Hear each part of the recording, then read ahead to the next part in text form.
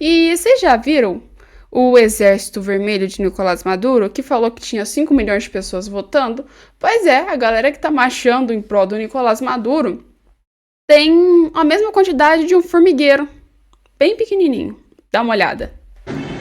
Que tiene Maduro, los 5 millones que tiene Maduro. ¡A la ola! Los 5 millones que tiene Maduro, los 5 millones que tiene Maduro. Vocês estão vendo, gente? Isso aí não consegue nem encher um colégio eleitoral direito, que é essa quantidade de pessoas, e quem dirá então encher uma avenida, não é? Pois é, Nicolás Maduro tá caindo e quem não quer ver, finge demência mesmo, ignora os fatos. Mas enquanto as pessoas estão aí preocupadas com a questão aqui do Brasil, eleições aqui e outros problemas que estão rolando no mundo, até mesmo Copa e Olimpíadas, pois é, a capital da Venezuela tá nesse estado. E adivinha, as redes sociais mostram isso pra gente. Por que será que Maduro quer tirar elas do país, hein? Lacrimógeno,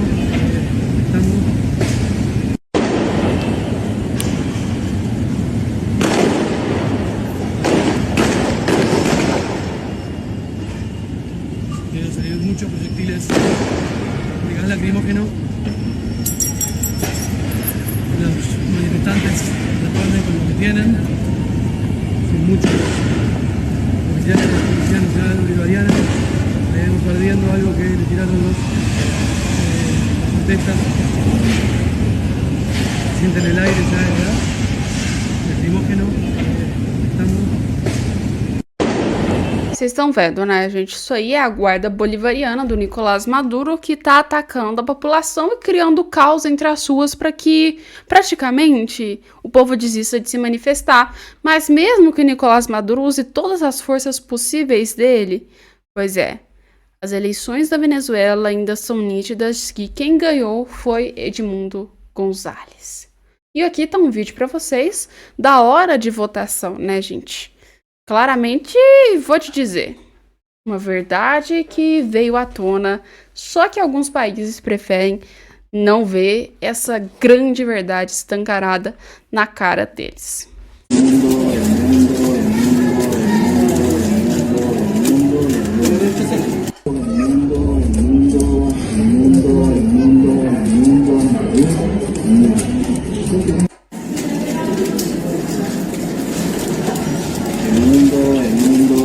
Vocês estão vendo a diferença, né? O quanto de atas, isso foi só um vídeo, tá? A mais que tem para Edmundo do que para o Nicolás Maduro. Pois é, gente. Assim, né? A própria direita já publicou atas, já fez os esclarecimentos e o governo Lula ainda prefere esperar a situação e ver se consegue acreditar nas atas que nunca vão ser liberadas de Nicolás Maduro. Até mesmo porque o prazo já passou e mesmo depois desse prazo, meu anjo, deve estar fabricando aí tantas atas que nem sequer existe, não é mesmo? E aliás, Maduro não quer provar nada para ninguém, não. Ele só quer continuar a sua ditadura nítida lá. Então, o foco dele agora não é ter o apoio internacional, e sim conseguir eliminar a oposição na Venezuela. Não é à toa que a gente está vendo enquanto tudo está acontecendo prisões, ataques, sequestros. Não é à toa que isso está acontecendo. Maduro tem um plano muito grande por trás, que é se manter com esses fatos. Mas, vamos lá. Vocês já viram falar do corte do amor? Pois é. Muita gente fala que é quando você é amarretado, então pegado pelo amor. E o governo Lula faz isso muito, né, gente? Vem com aquele discurso doce pro lado do povo e no final vai lá e te dá uma facada nas costas. Pois é. O governo Lula agora tá fazendo cortes, né? E a militância se sente traída. Dá uma olhada. Conviveu com a crise da dengue e não se mostrou, assim, ele não mostrou a comparação, ele não fez o contraste, que obviamente seria a favor dele, né? Porque qualquer coisa seria melhor do que o Bolsonaro. Então, o presidente Lula, no contingenciamento, que é necessário, né? Um contingenciamento de 15 bilhões, né? Hoje os jornais já estão dando, né? O Globo começou, agora também G1, Estadão, que o Farmácia Popular é o projeto mais atingido com os cortes que estão sendo feitos aí do contingenciamento do governo, né? Houve um bloqueio de 1,7 bilhão de reais, que é 36% do orçamento. O Vale Gás também foi cortado, né? Isso tudo para a população pobre, né? E quantas vezes a gente criticou aqui o governo Bolsonaro porque não dava bola para os programas sociais, porque não dava bola para o farmácia popular, tudo isso, Vale Gás, tudo isso. E agora o Lula, no governo Lula, pega as bandeiras do governo Lula, as velhas bandeiras do PT, e vai cortar exatamente aí. E aí é uma questão que não é apenas política, né, mas é também uma questão de comunicação e, principalmente, é uma questão de injustiça você cortar exatamente nos programas que atingem mais fortemente quem mais precisa do Estado brasileiro. Olha, como é que você pode explicar que o Lula e o ministro da Educação, Camilo Santana, anunciam a ampliação do Pé de Meia, que é um programa também social para financiar, para criar aí uma poupança para os estudantes pobres que saiam do segundo grau? Eles anunciam numa sexta-feira a ampliação do programa em 1 milhão de estudantes. 3 dias depois, anunciam que o MEC, que o MEC diz? Que vai ser o programa mais cortado. Tanto o MEC quanto o Ministério da Saúde dizem que esses cortes não vão impactar os programas. Bem, a gente gostaria de entender essa aritmética. Ele quer justamente também falar sobre questão de orçamento que foi discutido na reunião, né, Lili? Pois é, né? É impressionante isso, né, Marcelo? Eu fico impressionada, sabe? Pois é, nenhuma coisa seria pior do que o Bolsonaro, segundo os jornalistas, a não ser o próprio Lula, não é mesmo? Mas, assim, as atrocidades do governo Lula não acabaram por aí, querendo ou não, corte dentro da farmácia popular, ou seja, governo do amor que diz que vai ajudar os pobres é o que mais tá lascando com os pobres. Pois é, né? Vai te deixar pobre. Eu já falei pra vocês esse conceito. Eu acho que a história é diferente. Eu não acho que o governo é para os pobres. Eu acho que o governo é para te deixar pobre. A gente que não entendeu o conceito de direito e votou errado no Lula. Pois é. Agora, a farmácia vai ter um corte. E um corte aí chegou a 1,7 bilhões. Vai faltar muito medicamento, aliás. E, além disso, o auxílio gás também vai ter um corte gigante em 550 milhões. Pois é, galera do amor adora dar uns cortinhos ótimos aí, não é mesmo? Ou será que isso aí é uma estratégia? Pois é, põe nos comentários aí pra gente. A gente, pessoas que acharam que o Lula estaria ficando um pouco mais gaga agora com seu terceiro mandato. E que às vezes as medidas feitas no Brasil, um pouco arbitrárias, ou então de apoiar o Nicolás Maduro, seja por esse motivo. Ele já tá bem idosinho. Mas, surpresa ou não para ninguém, pois é, Lula não tá gaga não, tá? Pois é, Lula sempre foi um risco para a democracia. Mascarada, ela é muito maquiada, ela tá mais ou menos igual ao plano cruzado. Se a gente reparar que a Alemanha Oriental até hoje ainda tem e sofre os prejuízos da Segunda Guerra Mundial e que não recebeu a ajuda que a outra Alemanha recebeu, a gente percebe que eles estão no caminho certo. Eles estão no caminho de tentar resolver o problema de acordo com os interesses do povo. Mesmo sem eleições, Duda? Então veja, a eleição não é tudo. Como? É preciso acabar, Veja, eu disse em Cuba, no Olha, seminário... Lula, eu estou perplexo de ouvir essa sua frase, eleição não é tudo. Eu disse que a eleição não é tudo, a eleição é apenas uma vírgula dentro de um sistema democrático. Mas é básico, Lula. Pois é, mas ela não é a única coisa, como se tenta dizer aqui no Brasil. Mas é a coisa ela primeira. Não é, porque dizer que essas eleições que houve agora no dia 15 de novembro foram democráticas, é no mínimo a gente querer falsear essa coisa chamada democracia. Como é que ficam os jornais no seu socialismo? Como é que ficam os jornais? Ficam com as empresas ou ficam com o governo? Quando chegar no socialismo, a gente vai dizer para você como é que fica. Mas eu estou muito curioso para saber. Venezuela, desde que o Chávez tomou posse, ele Mas já eleições não fizeram- garantem democracias, né, presidente? Deixa eu lhe falar uma coisa. O conceito de democracia é relativo para você e para mim. Eu, se quiser vencer uma batalha, eu preciso construir uma narrativa para destruir o meu potencial inimigo. Essa narrativa, durante muitos anos, o Celso Amorim, que era meu ministro, e eu, andávamos ao mundo explicando que não era do jeito que as pessoas diziam que era. Andávamos ao mundo. E eu acho, companheiro Maduro, que é preciso, você sabe a narrativa que se construiu contra a Venezuela, da antidemocracia, do autoritarismo, sabe? Então eu acho que cabe à Venezuela mostrar a sua narrativa para que possa efetivamente fazer as pessoas mudar de opinião. Eu vou em lugar que as pessoas nem sabem aonde fica a Venezuela, mas sabem que a Venezuela tem problema da democracia, que o governo não tem das quantas.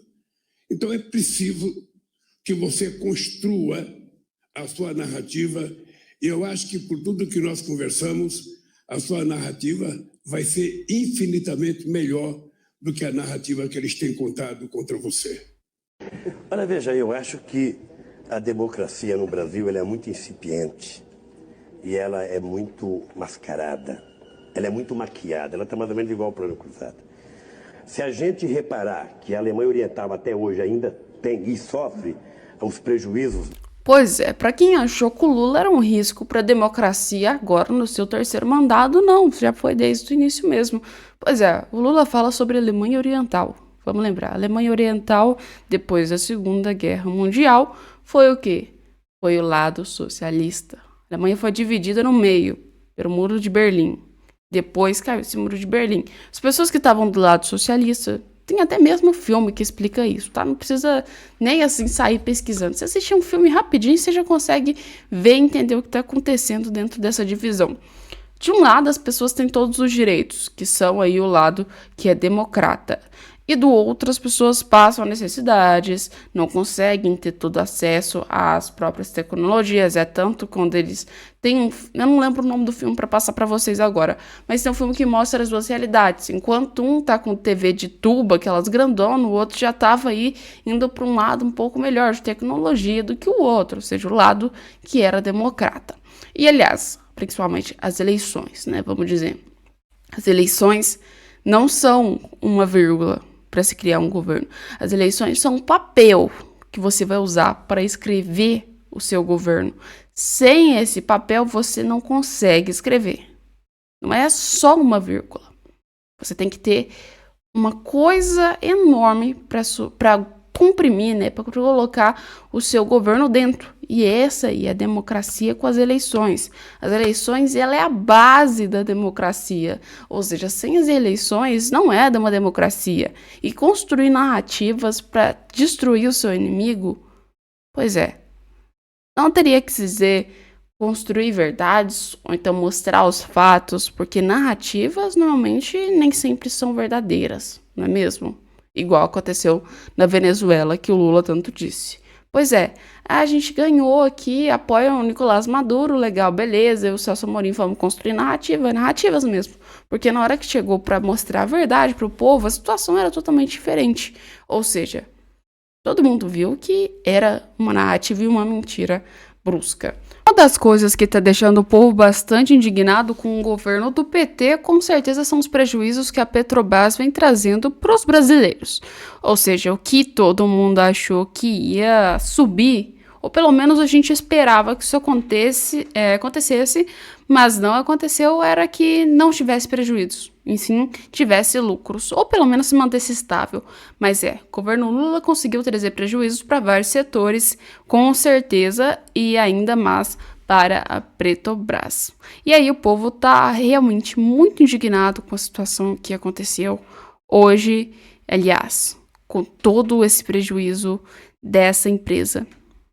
Aqui ontem a gente teve uma notícia bem desagradável. Ontem à noite, a Petrobras divulgou o seu balanço e reportou um prejuízo de mais de 2,5 bilhões de reais. Mas como é que pode? No mesmo trimestre do ano passado, no segundo trimestre de 2023, a Petrobras anunciou um lucro de quase 30 bilhões de reais. Há 2 anos atrás, a Petrobras era a empresa que mais distribuía lucro no mundo, distribuía mais lucro do que a Microsoft, que a Amazon. A empresa citou eventos extraordinários, não recorrentes, para explicar esse rombo gigantesco. Falou de um acordo com o CARF de 12 bilhões, que era grande, de dívidas do exterior, da disparada do dólar. Eu sei lá. Às 11 da manhã, a diretoria da Petrobras vai fazer uma teleconferência para explicar esse rombo gigantesco. O ADR da Petrobras já está caindo 1,30% em Nova York agora. Daqui a pouco também vai sair o IPCA, a inflação oficial do Brasil. Muito importante para o rumo dos juros e, consequentemente, para o dólar, né? Não tem conversa. Se a inflação vier salgada, se voltar a subir, acelerar, tem que subir os juros, senão o dólar dispara mais. Bom, falando em dólar, lá fora, o índice do dólar, o DXY, tá no 0 a 0, tá? O barril Brent de petróleo tá subindo 0,2, tá? 79,30 e o minério de ferro ficou no 0 a 0 essa madrugada em Dalian. A temporada de balanços continua aqui no Brasil. E, gente, não se esqueça, quarta-feira que vem, dia 14, eu vou fazer uma masterclass gratuita na New Cursos. Aprenda a língua do dinheiro, economia. Corra, cadastre-se, as vagas estão acabando, são só 10 mil vagas, já tem 8 mil inscritos, é aula boa e grátis. NIU. Pois é, o Brasil está muito mais indo ladeira abaixo, junto com suas empresas estatais e outras coisas, do que subindo. O governo Lula está levando o lema de socialismo muito à risca e isso aí está prejudicando todo mundo, inclusive o próprio Lula, que não está nem um pouquinho com moral, né? Mas vamos voltar para a galera que diz que é tropa, que é amor, que é paz e que adora todo mundo. Parece que isso é uma mentira. Teve o que, galera? Assim a gente pode falar as eleições para a Prefeitura de São Paulo. E ao contrário do que muita gente esperou, a galera que faz parte do Boulos, os marqueteiros, xingaram o Pablo Marçal de babaca. Pois é, quem são eles para xingar o Pablo Marçal de babaca, exatamente? E isso correu muito solto na internet. Dá uma olhada no vídeo e vocês vão entender o quanto são amorosos. Isso aí eu acho que a gente tá entendendo errado. Deve ser um símbolo de carinho, chamar as pessoas de babaca, já que, assim, né, o PT é o símbolo do amor. Psicopata! Deixa ele falar, a estratégia da esquerda, fala em cima, pô. Então é o seguinte, está acontecendo. A cidade de São Paulo está infestada de comunistas, esses esquerdistas malucos. Eles querem tomar essa cidade de volta. Não vão tomar. Você percebe claramente a estratégia. O Datena, ele queria ser vice da Tabata, não deu certo. E ser vice do Boulos, não deu certo. E aqui eles fizeram uma jogada. Babaca mentiroso! Deixa ele falar, pô. Psicopata! Deixa ele falar, a estratégia da esquerda, fala em cima, pô. Vocês estão vendo, né? Que palhaçada, que atrocidade, que virou isso. Mas como é amor puro, eu acho que o governo e todo mundo vai deixar essas ofensas bem de lado. E ao contrário do que aconteceu com o próprio Luciano Huck, né? Que a gente viu que chamou o cara de esquerdopata. Ele recebeu um pedido de prisão domiciliar. Será que esse cara também vai receber esse pedido? Já que ele atacou uma pessoa e insultou ela? Pois é. É uma dúvida, mas, como eu disse para vocês, para uns é uma medida, para outros é outra coisa totalmente diferente, né? É aquela coisa, é um peso e uma medida para a situação. Mas o Metrópolis põe. Após o debate da Band, na quinta-feira, o coach Pablo Marçal voltou a atacar o candidato do PSOL à Prefeitura de São Paulo, Guilherme Boulos, e o acusou abertamente de ser um usador de cocaína. A declaração foi dada em uma entrevista a jornalistas na saída do estúdio da emissora. Aliados de Boulos acompanhavam então a entrevista e ouviram declarações de Marçal. Ele foi chamado de filho da puta por um dos pessoalistas e o marqueteiro de Boulos, Lula Guimarães, também xingou o candidato do PRTB. Pois é, babaca, mentiroso, psicopata, gritou então Guimarães. Como eu disse pra vocês, vocês não vai ver o cara tá aí andando com uma tornozeleira dentro de casa, né? É o peso e uma medida para cada uma das situações, né? Mas, infelizmente, esse é o Brasil que a gente vive. Mudar vai ser difícil, mas é isso. A gente espera que as coisas melhorem. Pelo menos que sejam mais dignas, né? Porque dignidade é uma coisa que tá faltando ultimamente pros brasileiros e até mesmo em quase todos os setores que a gente pode falar do Brasil. Tanto político quanto econômico, e aí vocês sabem o resto que também tá faltando, né? Pois é, gente. A gente vai ficando com vocês nesse vídeo de hoje. Tem que avisar pra vocês que eu soltei um vídeo hoje cedo falando sobre essa questão do Pablo Marçal, tá? Junto com a campanha eleitoral da presidência da Prefeitura de São Paulo. Só que, infelizmente, a Band não deixou eu publicar nenhum dessas campanhas que aconteceu, nenhuma fala do Pablo Marçal, a Band deixou eu publicar, então vou fazer para vocês um vídeo hoje, mais tarde, querendo ou não, fazendo as mesmas falas que ele, ou seja, vou traduzir para vocês e vou falar, resumindo. A informação não vai faltar não, mesmo que as emissoras não queiram que a gente publique essas falas. Vocês sabem. Fica aqui então que vocês vão entender tudo daqui a pouco, mais tarde. Um beijo e até lá.